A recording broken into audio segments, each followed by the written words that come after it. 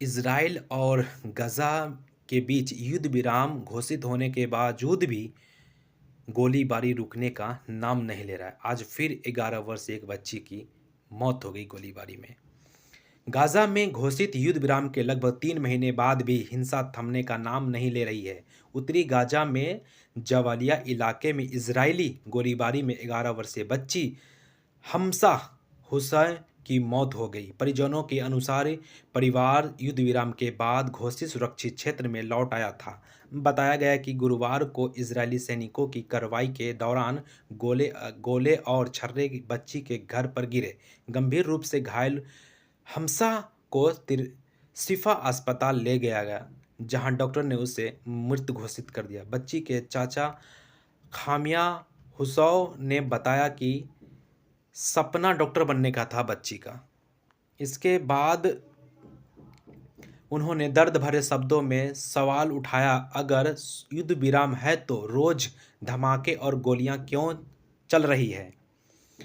यहाँ शांति सिर्फ मीडिया में है या जमीन पर भी है? परिवार का कहना है कि फलुजा मोहल्ले में रोजाना गोलीबारी हो रही है, जबकि यह इलाका युद्ध विराम की रेखा के भीतर आता है। गाजा के स्वास्थ्य मंत्रालय के मुताबिक युद्ध विराम लागू होने के बाद से अब तक कम से कम 424 फिलिस्तीनी की मौत हो गई है।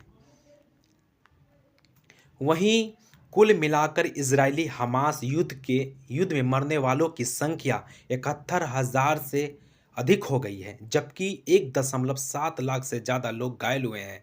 इजरायली सेना ने इस घटना पर तत्काल प्रतिक्रिया नहीं दी है। पहले इजरायली यह कह चुका है कि युद्ध विराम के बाद की सैन्य कार्रवाई समझौते के उल्लंघन के जवाब में की गई है। हालांकि लगातार हो रही नागरिकों की मौत पर युद्ध विराम की विश्वसनीयता पर गंभीर सवाल खड़े हो रहे हैं।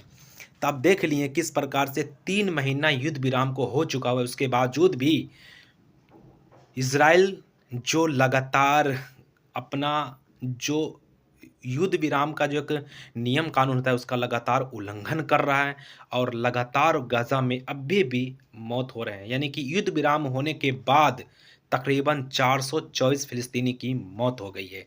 तो इससे ये दर्शा रहा है कि किस तरह से इजराइल युद्ध विराम घोषित होने का उल्लंघन खुले तौर पर कर रहा है, लेकिन ये तो मानवता को पूरी तरीके से शर्मसार कर रहा है। ये इजराइल ये शैतान है एक प्रकार से कहा जाए तो।